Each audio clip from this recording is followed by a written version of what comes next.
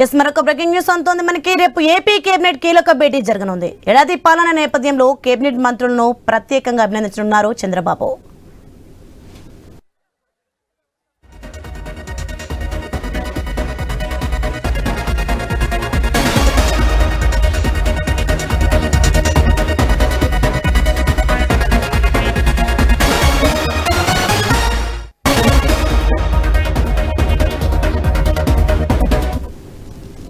మరొక breaking news అంతోంది మనకి. రేపు ఏపీ కేబినెట్ కీలక భేటీ జరగనుంది.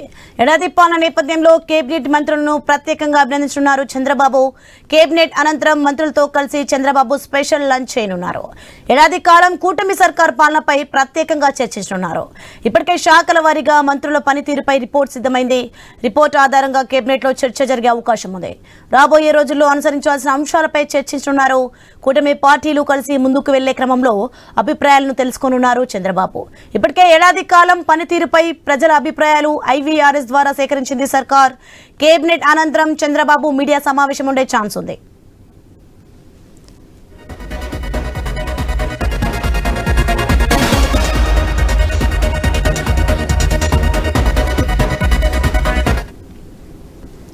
రేపు ఏపీ కేబినెట్ కీలక భేటీ జరగనుంది. ఏడాది పాలన నేపథ్యంలో కేబినెట్ మంత్రులను ప్రత్యేకంగా అభినందించున్నారు చంద్రబాబు. రైట్, ఇదే అంశానికి సంబంధించి మరింత సమాచారం మా ప్రతినిధి హరీష్ ఫోన్ లైన్ లో అందించే సిద్ధంగా ఉన్నారు.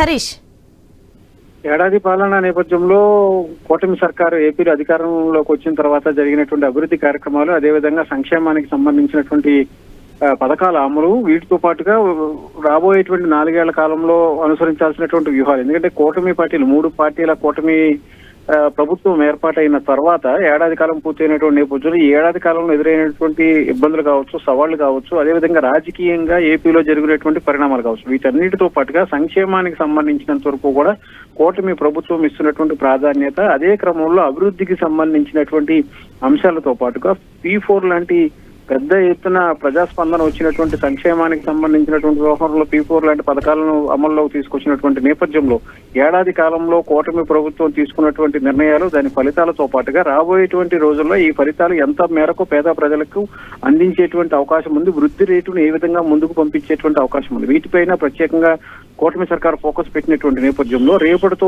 ఏడాది కాలం పూర్తవుతున్నటువంటి నేపథ్యంలో జరుగుతున్నటువంటి కేబినెట్ భేటీకి సంబంధించినటువంటి సమావేశం కీలకంగా మారిపోతుంది.